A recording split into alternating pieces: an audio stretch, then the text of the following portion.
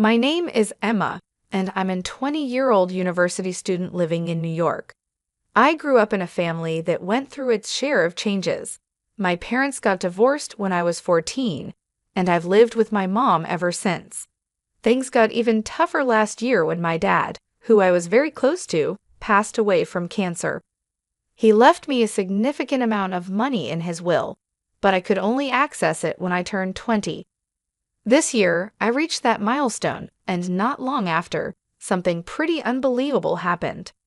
One afternoon, my stepdad, Justin, who is in his mid-30s and has been married to my mom for the last 6 years, asked to talk to me.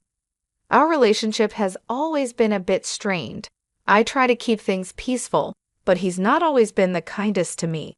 He started the conversation with a heavy topic. He suggested that I give the money my dad left me to my stepbrother, Michael, to help with his college expenses. According to Justin, Michael needed the money more for his education, and it seemed only fair to him that I help out. I was taken aback by his request. The idea of giving away the money my dad left for me felt wrong.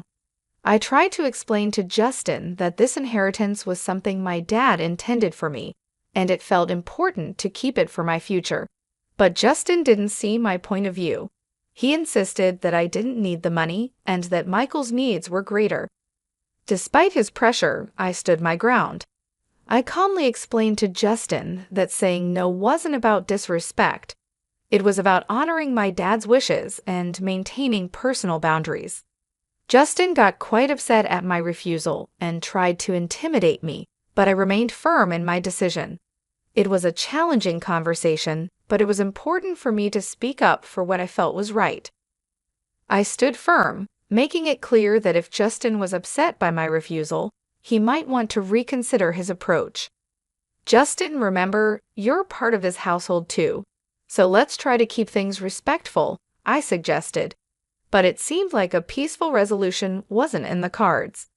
I ended the conversation there, leaving before he had the chance to respond. Justin's reaction wasn't a shock to me. Given his past behavior, I had a hunch he might try to claim the inheritance money for himself at some point. You might wonder about my mom's role in all of this. Well, that's a complex issue. My mom, for reasons I can't fully understand, always seems to overlook Justin's negative traits.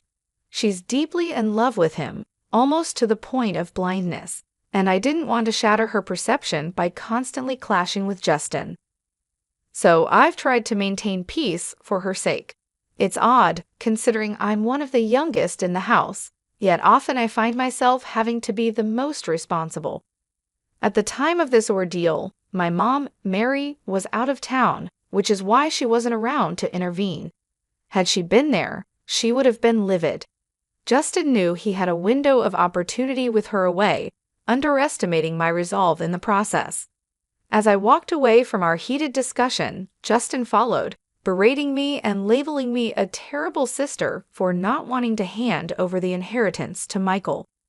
But it wasn't about not wanting to help, it was about the principle of the matter. Justin and Michael, unfortunately, seemed to follow the like father, like son trope, acting more like schemers from a cartoon than family members. Their antics could remind someone of the characters Pinky and the Brain, with their roles in this scenario up for debate. As I tried to leave the argument behind, Justin wasn't done.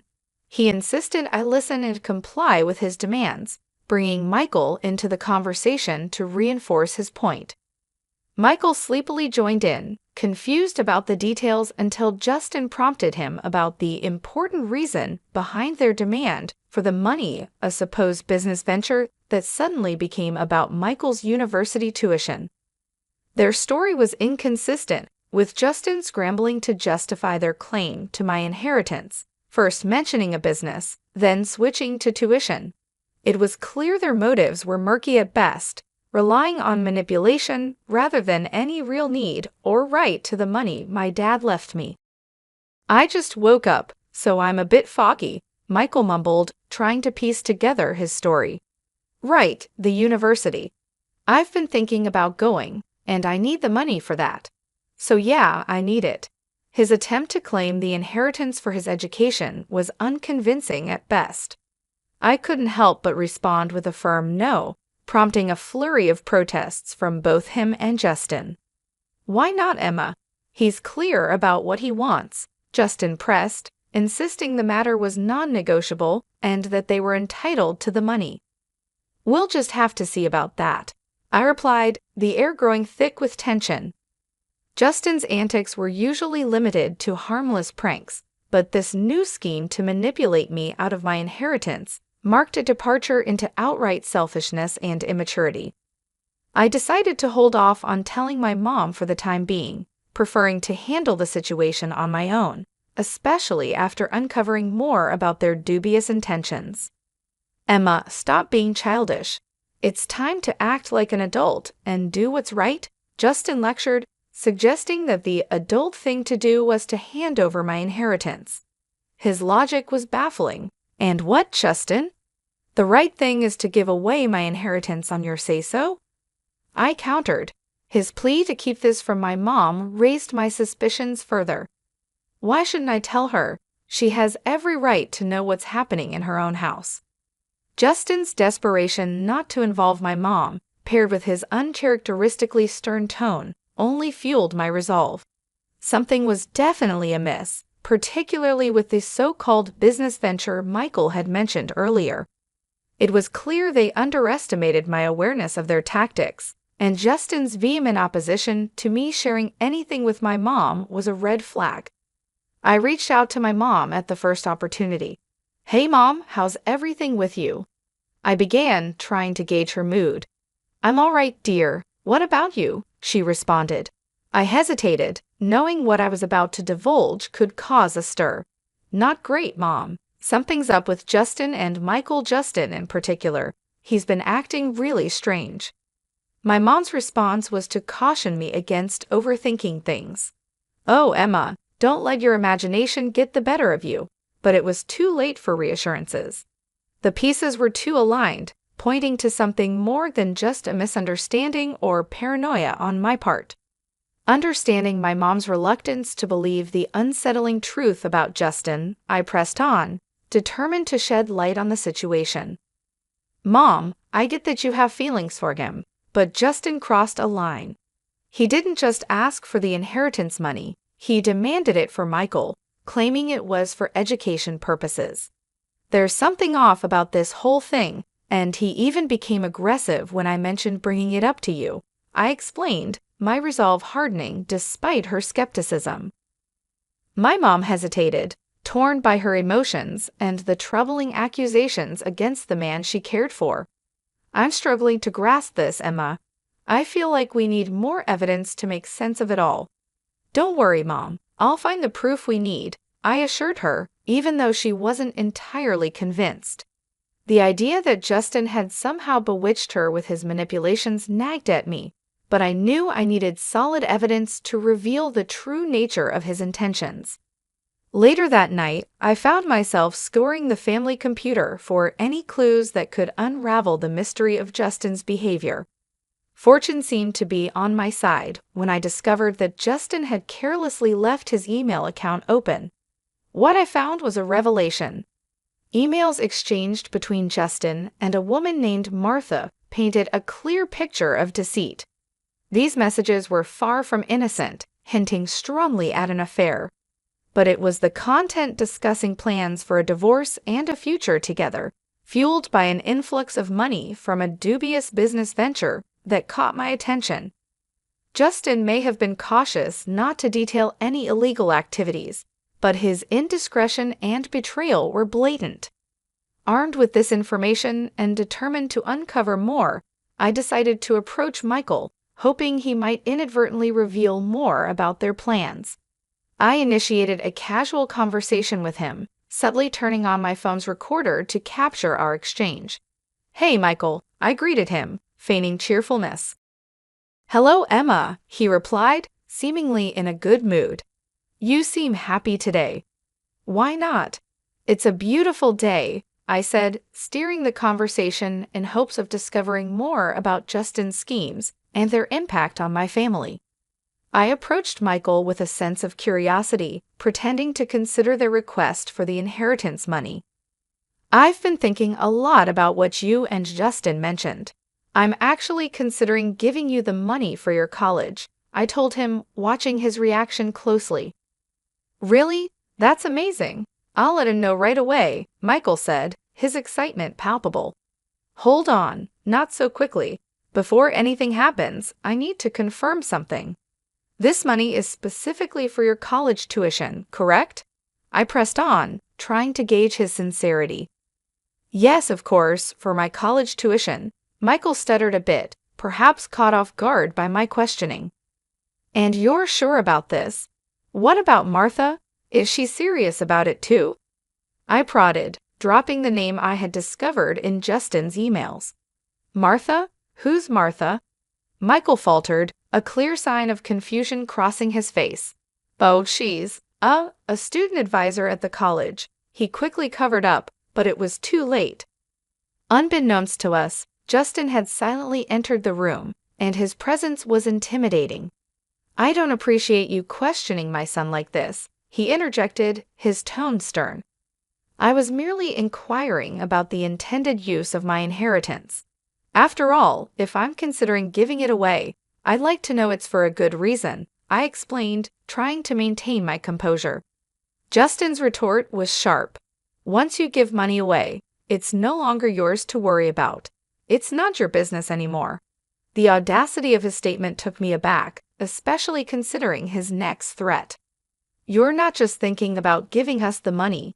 You will give it to us, or you'll find yourself out of this house. Michael looked as shocked as I felt by his father's escalation. Dad, this isn't what we agreed on, he began, only to be cut off by Justin asserting his authority in a domineering tone, threatening my place in the home if I didn't comply with his demands. Choosing silence as my response, I retreated to my room, all the while recording the entire confrontation. Justin was unaware that his true colors were being captured for posterity. Once safe in my room, I began compiling all the evidence I had against him. It felt like I was a detective in one of those crime shows, piecing together the puzzle. I had audio recordings and email screenshots, all pointing to Justin's deceitful behavior and his affair with Martha. Feeling the weight of my findings, I decided it was time to bring my mom into the loop. Hello, Mom, I started, my voice laced with urgency. Hey, sweetheart, how are you? She responded, unaware of the storm brewing. Mom, are you sitting down? I have something important to tell you, and it's not easy, I said, preparing her for the revelations that were to come. Breaking the news to my mom was tough. I started by telling her about the unsettling discoveries I had made. Initially, she found it hard to believe, but when I played the audio recording of my conversation with Justin, her denial began to fade, replaced by a mixture of shock and heartbreak. Why would you do such things? Why be so cruel? She questioned, her voice breaking with every word. It's hard to say, but we're dealing with someone who doesn't have our best interests at heart. I replied gently, trying to be as supportive as I could despite the harsh reality. I hate to say it, but he's not the person we thought he was. Hearing the truth straight from the recording was a turning point for her. This is unacceptable. I can't believe I wasn't here to protect you from them, she said, determination taking over her initial shock. Stay put.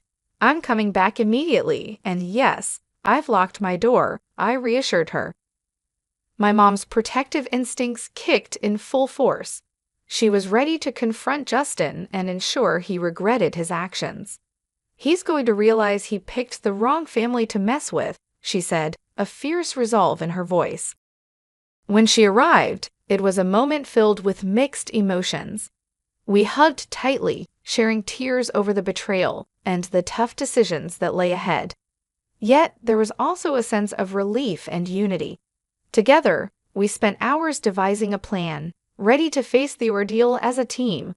In the days that followed, Justin was perplexed by my mom's unexpected return and her cold demeanor towards him. He tried to play it off with a veneer of cheerfulness, likely hoping to charm his way out of any suspicions. But my mom was unmoved. She saw right through his act and was gearing up to take decisive action. Concerned about the true nature of Justin's business and the potential misuse of the inheritance, my mom decided it was time to bring in professional help. She hired a private investigator to dig deeper into Justin's activities and the mysterious emails. The thought of him planning to misuse the money for unethical purposes infuriated her further, and she was adamant about protecting us from his deceit. The private investigator's findings confirmed our worst fears and shed new light on Justin's scheming. My mom briefed me on the details, and together, we prepared for the next steps. It was clear that this was more than just a family dispute. It was about standing up against manipulation and ensuring justice was served. In that moment, the atmosphere in the room was charged with tension, a palpable mix of disbelief and resolve hanging between us. Justin's usual confidence seemed to falter under the weight of our accusations, his eyes darting from the camera to my mom, then to me, as if searching for some escape or loophole in our confrontation. "You can't possibly understand what you're talking about. This is ridiculous," Justin tried to deflect, but his voice lacked its usual assertiveness. It was clear the tables had turned, and the power he once wielded so effortlessly was slipping through his fingers. Michael, caught in the middle of this familial storm, looked from his father to us, his expression a mix of confusion and realization. Perhaps for the first time, he began to see the man he called father for who he truly was, a revelation that seemed to shake him to his core. My mom, with a steely gaze fixed on Justin, stepped forward. "Not only do we understand, but we have proof. Emails, recordings. You've been planning to launder money through a laundromat, all the while involving yourself with a known criminal. Martha's record speaks volumes, and your plans for this business are clear as day." Justin's attempts to maintain any semblance of innocence were crumbling fast. "You have no idea what you're getting into. This is my business, my life. You can't just barge in and—" "But we can, and we are," I interjected, bolstering my mom's stance.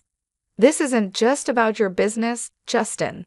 This is about our lives, our safety. You've brought danger and illegality into our home, and we won't stand by and watch you destroy everything for your selfish gains." The evidence was indisputable. The audio recordings of Justin's and Michael's conversations, the emails outlining their plans, and now their caught-in-the-act admissions made it impossible for Justin to deny any longer. The camera in my hands, still rolling, captured every word, every denial, and every excuse, ensuring there was no way out for him. "You think you're clever, recording this, gathering evidence?" Justin sneered, his composure cracking further. "You may think you've won, but—" "We don't think we've won, Justin. We know we have," my mom cut him off, her voice firm and unwavering. "What you've done is not only morally reprehensible but illegal. You've endangered this family, exploited my trust, and now you're going to face the consequences of your actions." As the confrontation reached its climax, Michael finally spoke up, his voice barely above a whisper. "Dad, how could you?" It was a question loaded with betrayal and disillusionment, aimed at the man he had looked up to. The room fell silent for a moment, the gravity of the situation settling in. Justin, now devoid of his usual bravado, seemed to shrink before us. It was clear the game was over. My mom's next steps were clear legal action, separation, and ensuring the safety and security of our family. As we left Justin to contemplate the ruin of his own making, my mom and I knew the road ahead would be difficult. But with the truth on our side and the evidence in hand, we were ready to face whatever came next, together. The veil had indeed been lifted, and in its place, a newfound strength and unity emerged between us, ready to rebuild and move forward from the shadows of deceit. "I'm clueless about what you're hinting at. Why don't we call Martha? Maybe she can shed some light on this, huh?" Justin tried to deflect, with a tone that barely masked his panic. "You two think you've got it all figured out. Martha is just a friend," he added, but the confidence he attempted to project was waning rapidly. The compromising pictures we found tell a different story, I countered, my voice steady despite the tumult of emotions inside me. And seriously, who uses email for affairs these days? It's absurdly reckless. Justin, now visibly flustered, shot back, "You went through my personal stuff. That's outrageous." "No, Justin. What's outrageous is you," my mom interjected, her voice rising in indignation. "How dare you repeatedly threaten my daughter over money that rightfully belongs to her? How dare you use threats to attempt to evict her from her own home? Your actions are indefensible. How dare you involve your son in your reckless plans, putting him at risk? And your audacity to plan using that money for illegal ventures is beyond forgiveness. Now, when it's time to account for your actions, you suddenly fall silent?" She continued, her words cutting through the air like a blade. Justin, cornered and desperate, spat out, "Get that camera out of my face," as he lunged towards me in a blind rage. I dodged his attempt swiftly, his aggressive move only adding to the gravity of his unraveling. "You're thinking of attacking my daughter now? Do you have any idea how much trouble you're in?" my mom exclaimed, her tone a mix of disbelief and anger. Justin, defiant to the end, sneered, "You think you understand the situation? You know nothing." "Well, let's see if the police agree with you. They should be arriving any minute now," I declared, watching closely for his reaction. "Police? You wouldn't dare," he blustered, but his bravado was crumbling. As the sound of police sirens grew closer, Justin's usual smugness disappeared, replaced by a look of sheer terror.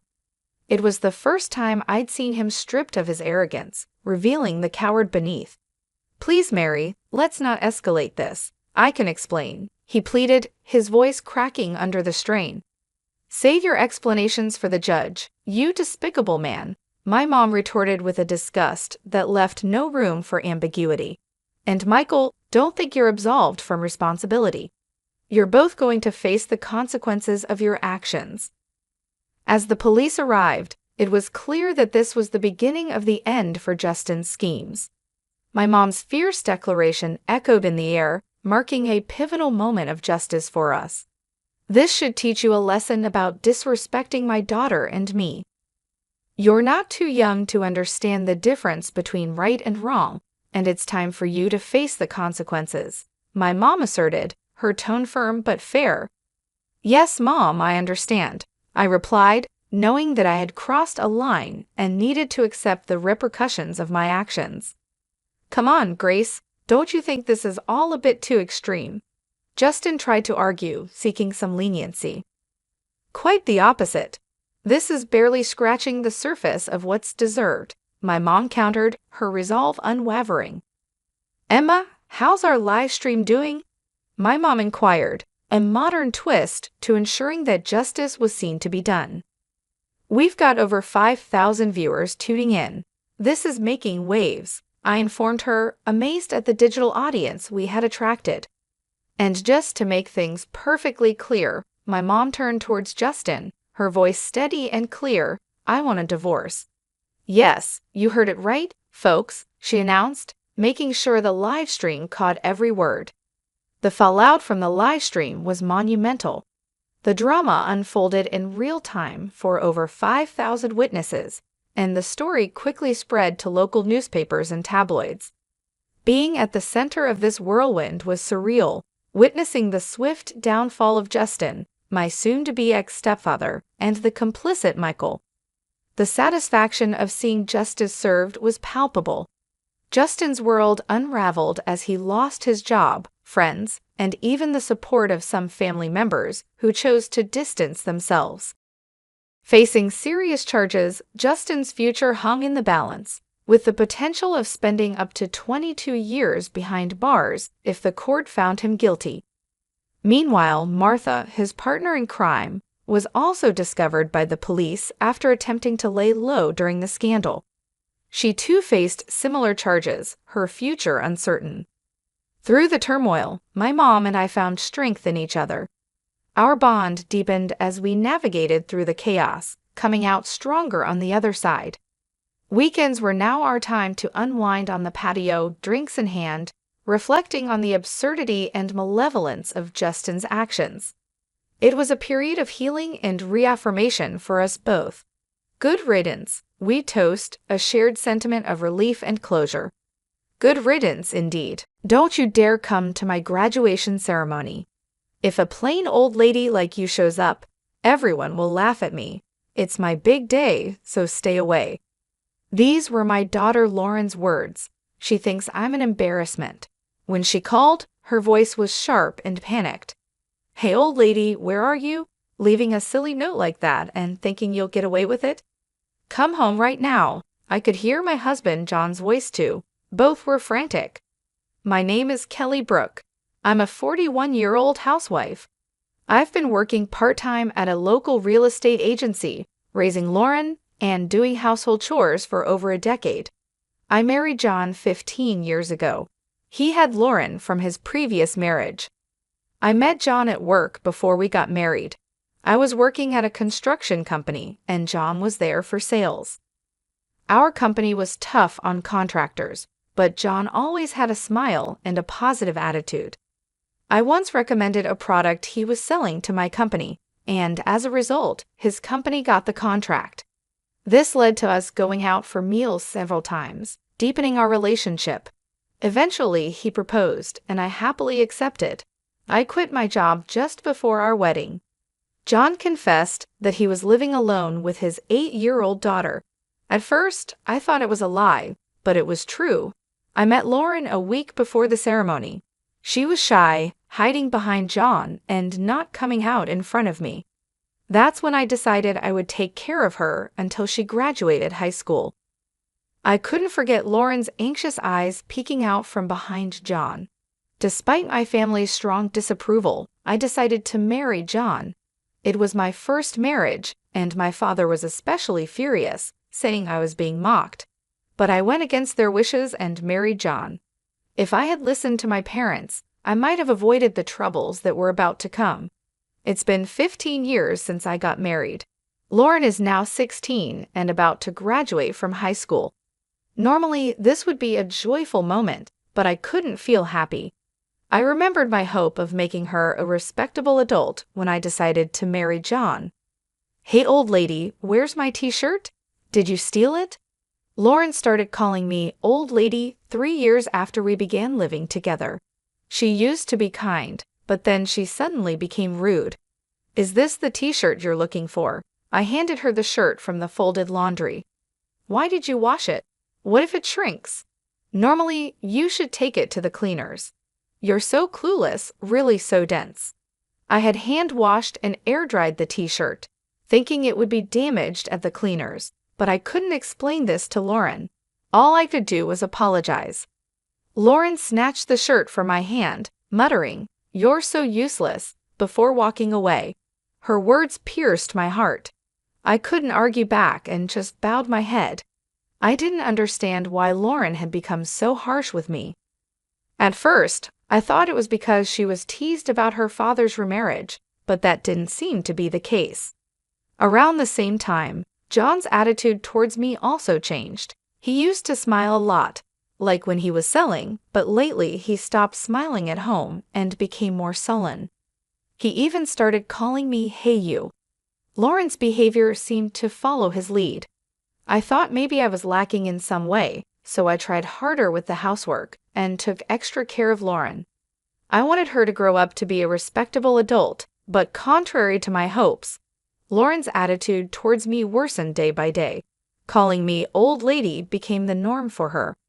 I never heard words of gratitude from Lauren anymore. What was strange was that at parent-teacher conferences in elementary school, Lauren's behavior was normal and she wasn't rude at all.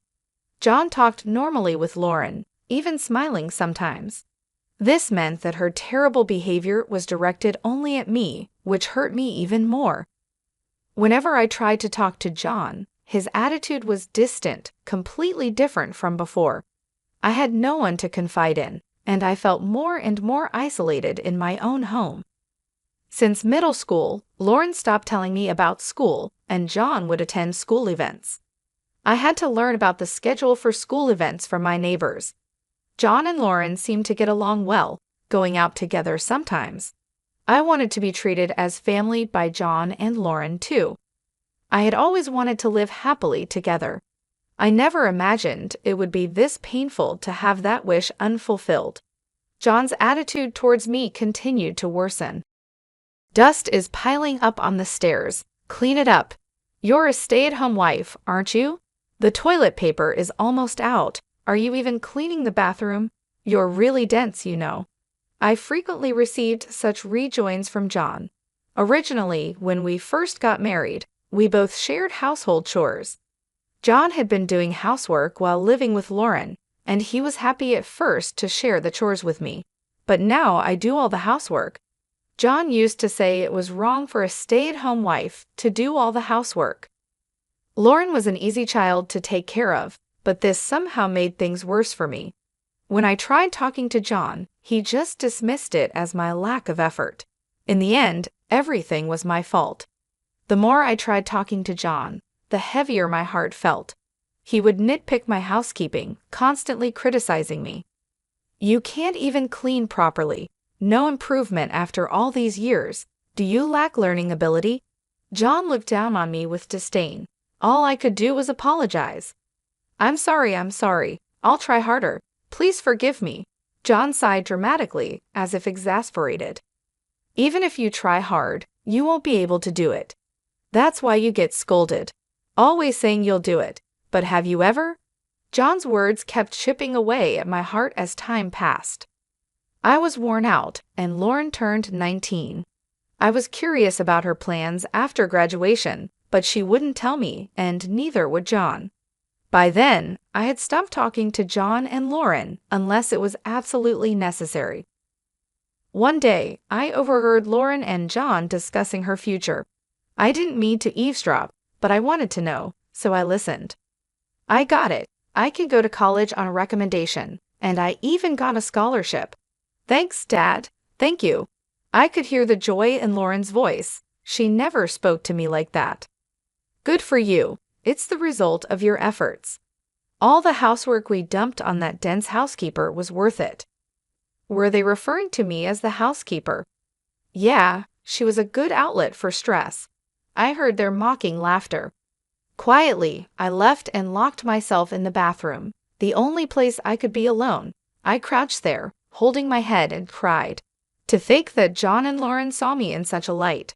I had endured for the past 12 years, being Lauren's mother and John's wife, even when my heart felt like it was breaking. I forced myself to keep going, even when I felt at my limit. There were times I felt I couldn't get up, but I made myself do it. Making lunchboxes, preparing breakfast, doing laundry, and other housework. It hurt to even lie down, but if I did that, I feared I would never be needed by John and Lauren again. Driven by this fear, I continued to live in exhaustion. Honestly, I don't remember much about this period. One day, after shopping, a neighbor told me something shocking. Tomorrow was Lauren's high school graduation. I couldn't admit I didn't know, so I just smiled vaguely and left. As soon as I got home, I collapsed onto the sofa. I had always thought about making Lauren a respectable adult. Her graduation from high school was supposed to be a milestone for that. Again, I was the only one left out in this house. I'm not allowed to have a smartphone or use a computer. The only thing I have is a simple flip phone that can only make calls. Since John handles all the school communications, I don't have any mom friends or any way to get information about the school. Still, I learned about sports days and recitals from neighbors or overheard children's conversations and secretly attended them. I wanted to attend Lauren's high school graduation and celebrate her step into adulthood. While I was crying on the sofa, Lauren came home from school. Old lady, why are you loafing around? You're so gloomy you make the whole house dark. Can't you do something about it? Lauren glared at me. If she had told me the date of the graduation, I wouldn't have felt this way. For the first time, I felt anger rising from the depths of my heart. So the graduation is tomorrow. Seems you didn't tell me about it, I said with a tone of blame. Lauren looked a bit startled by my words, but then sighed dramatically. So what? You're not going to the graduation anyway, so you don't need to know the date. I was surprised. I never said I wasn't going to the graduation. Don't come. If a plain old lady like you comes, you'll just be a laughingstock. It's my big day. Absolutely do not come. Lauren's words made me feel dizzy. Clearly, she didn't think of me as family. To her, I was an embarrassing presence. Just this once, I had hoped for forgiveness, but it was denied. Her words pierced my heart. I was truly just a nuisance, clearly told so by Lauren herself. That night, John came home with a suit and a dry cleaner bag. He had taken his suit to the cleaners himself without asking me.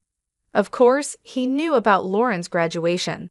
When I saw the suit, John commented, "Right, you didn't hear about it from Lauren." He looked at me with a mix of pity and a smirk. I realized I was the least needed in this house. Thinking I was part of the family was just my own delusion. At that moment, I realized my heart had reached its limit long ago. So I decided to end my role as a family member. The next day, John and Lauren left together for her high school graduation. I was left behind, and John even told me not to bother with dinner as they would eat out. I wasn't invited. The old me would have just silently accepted this treatment, but those days were over. I decided to leave this house. It was a decision I made last night. As soon as they left, I quickly packed my things, left a note, and left the house. I couldn't be part of John and Lauren's family anymore. I decided to seek refuge at my parents' house, a 3-hour train ride away. There, I would prepare to sever ties with John and Lauren. The note I left stated my wish to cut familial ties and live independently, and that further details should be discussed through a lawyer. I hadn't found a lawyer yet, but I knew my father could recommend one. My family is wealthy and owns a lot of land. My father is a well-known figure in the area and owns considerable real estate. I remembered meeting a lawyer during a New Year's greeting at home, so I knew my father could help. Another task I needed to do was sell the house where John and Lauren currently lived. This house was built on land owned by my father, and the construction was funded by him as a wedding gift for me. I had been repaying my father slowly with the money I earned from my real estate job, which he had also helped me get. The house, including the land, is owned by my father and legally registered in his name.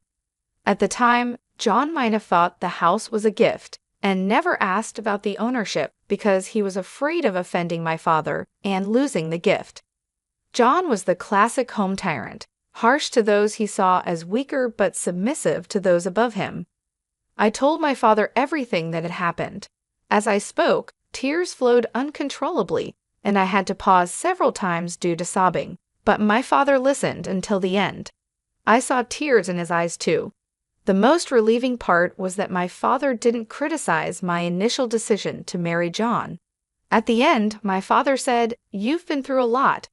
Afterward, he made several phone calls, and lawyers and real estate managers came to the house. Everything happened quickly from there. It was decided that the house would be demolished, and the demolition was scheduled for a week later. In the note I left, I wrote, "Please leave within a week." My father commented sarcastically, "That's quite kind of you." For me, it was just to avoid any later complaints. During the week, I consulted with the lawyer about the divorce. I also shared the whole story with my mother, and we cried together. I can't forget the determined look on my mother's face. I had also discussed my future plans with my father.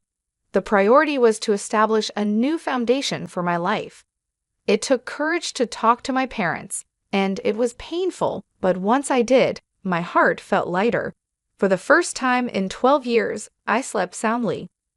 2 weeks later, while I was staying at my parents' house, I received a call on my cell phone. As expected, it was Lauren. Honestly, I didn't want to talk to her. Remembering how she had treated me, a black stain spread in my heart. I decided to ignore the call, but they didn't stop. There were several from John as well. They were probably calling about the note I left or the demolition. For 12 years, John and Lauren called me old lady and you, exploiting my efforts and treating me like a tool. I endured such treatment for a long time.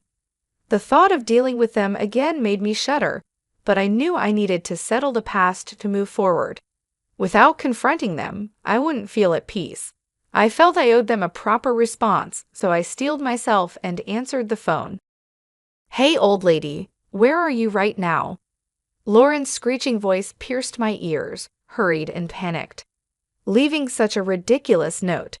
You think you'll be forgiven? Where are you now? Come back home right now." I could hear John's voice as well.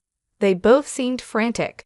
I imagined Lauren's reaction when she returned from her graduation ceremony to find no old lady to vent her stress on, and the note about the divorce and the house. I couldn't help but smile faintly at Lauren's panic. Who is this, please?" I asked. Lauren seemed taken aback by my response and stumbled over her words. I hung up the phone. Afterward, I called the real estate management company to confirm when the demolition would start. It was scheduled for tomorrow as planned, and John had already been informed. I requested to postpone the demolition to the day after tomorrow and asked them to inform John about the delay. This gave them one more day. John would probably come here, and that's when I would deliver my final message to John and Lauren. I ignored the dozens of calls from them. The next day, around noon, I heard the doorbell ring and knocking on the door. It must be John and Lauren. They would have wanted to come earlier, but the journey here could be long due to poor connections. John and Lauren appeared, panting heavily, evidently having rushed here. I had arranged for my parents to stay in another room, so it seemed like I was the only one at home. I led John and Lauren into the living room. John entered hesitantly, clearly uncomfortable around my father. My father is wealthy, well-respected, and has a commanding presence, making him a higher authority than John.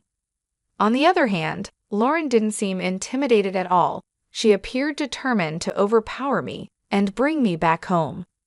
Lauren plopped down on a chair in the living room, crossing her legs and silently gesturing for me to sit opposite her.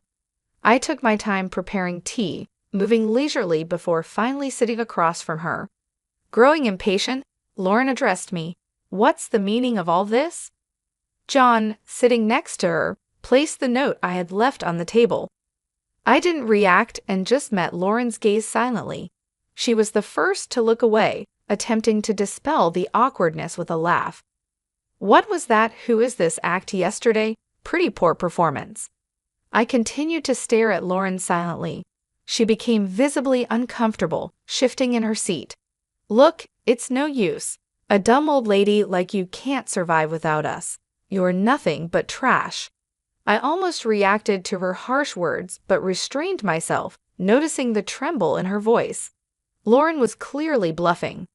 John had been silent, just watching how things unfolded. "Stop being stubborn and come back home," Lauren said, trying to confuse and coax me back with her cruel words.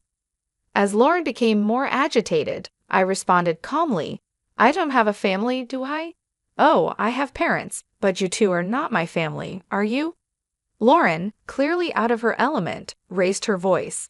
"What are you saying? Dad and I are your family, right?" "Right, Dad?" Lauren, feeling at a disadvantage alone, sought support from John.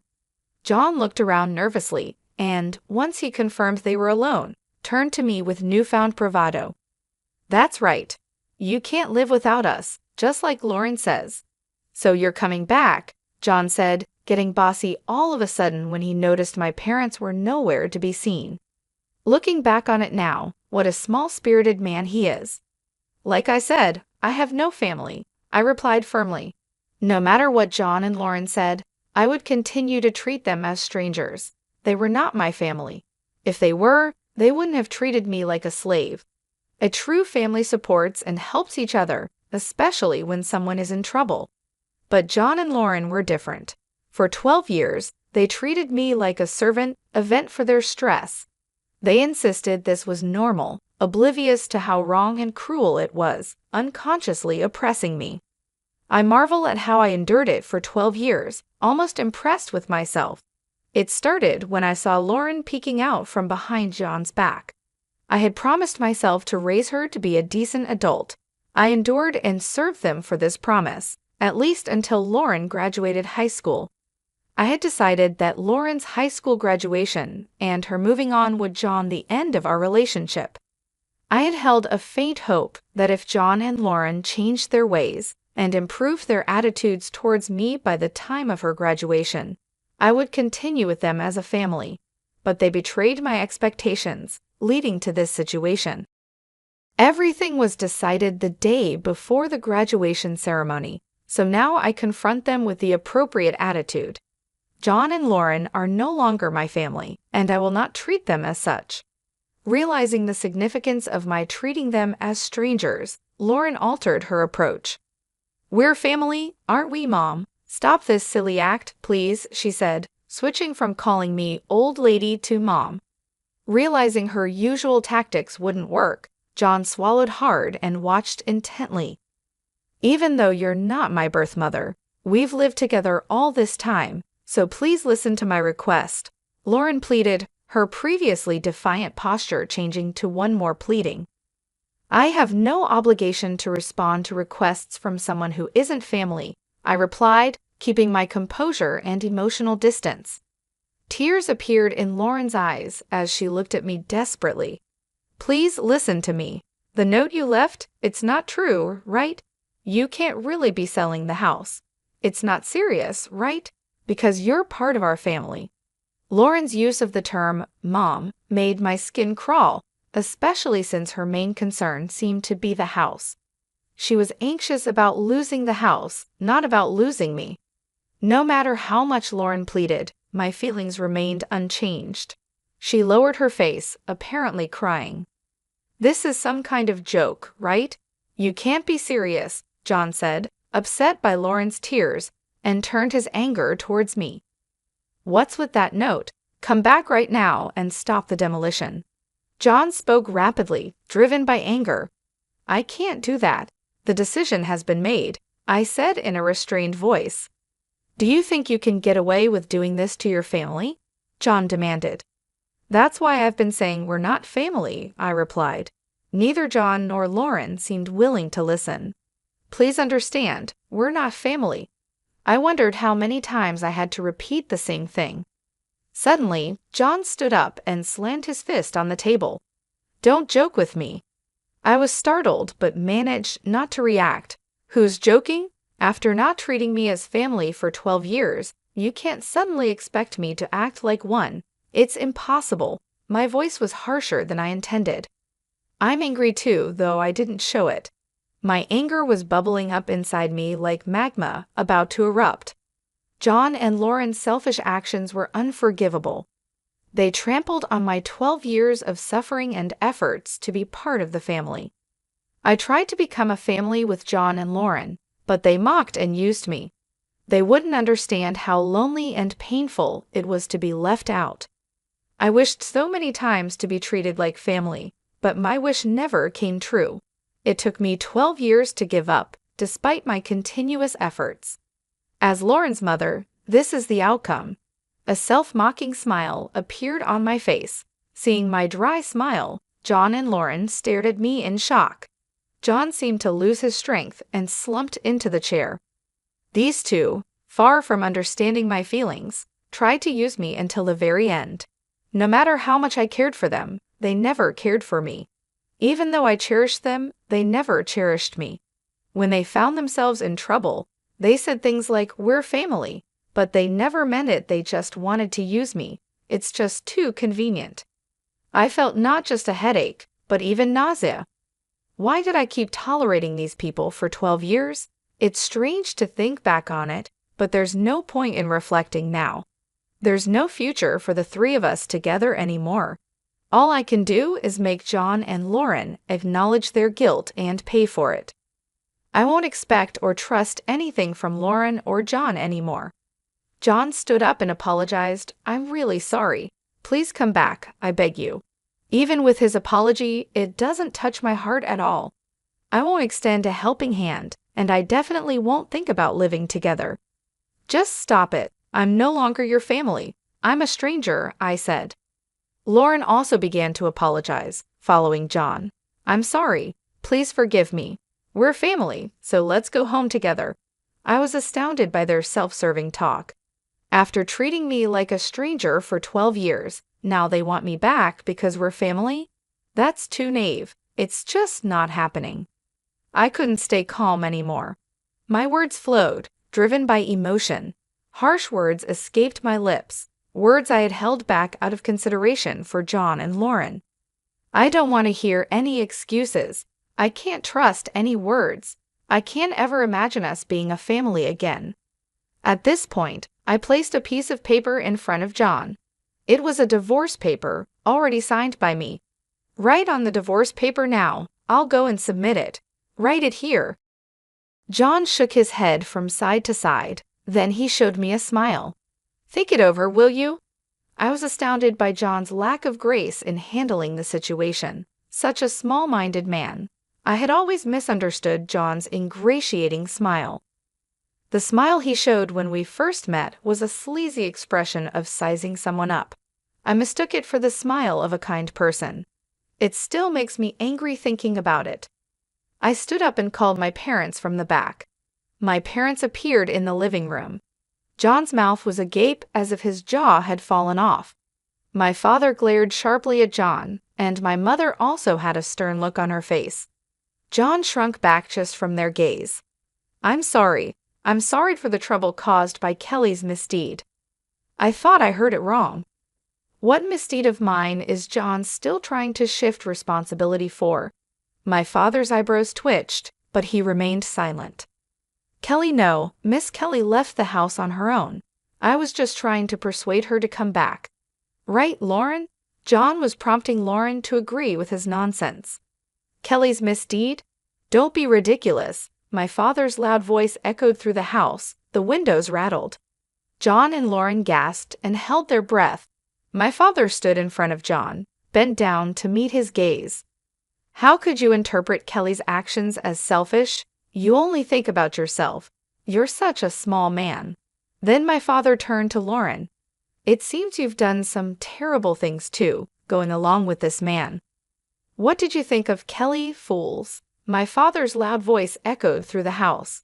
Lauren was trembling, perhaps terrified. My father stood up, glaring at the two of them in a commanding stance. "Lauren, you've been causing problems at school too. I've looked into it." Through my father's connections, a detective agency investigated Lauren. It turned out she had been forcefully taking money from a girl at school. The victim was too scared to tell anyone, but my father had arranged to prepare a criminal complaint. Lauren, just like how she looked down on me, was doing the same at school. Lauren exclaimed, "That's a lie. Did she tell on me?" I felt like I saw Lauren's true nature, no remorse at all. She was only thinking about getting through this situation. "John, you too. You've been embezzling money from the company." This was also discovered through the detective agency's investigation. John had been faking business trips. I initiated this investigation to strengthen my divorce case, but it unearthed shocking facts about both of them. "Why would you even? Is it her?" John reacted the same as Lauren, with no remorse. They were both unrepentant. They won't just face my punishment, they deserve consequences too. Then my mother spoke up. "All right, the discussion is over. Sign the divorce papers and leave this house as soon as possible." John, sobbing, kept muttering, "I don't want to," but he seemed to give up when my father handed him a pen. He sat down and signed the divorce papers. I glanced at the clock.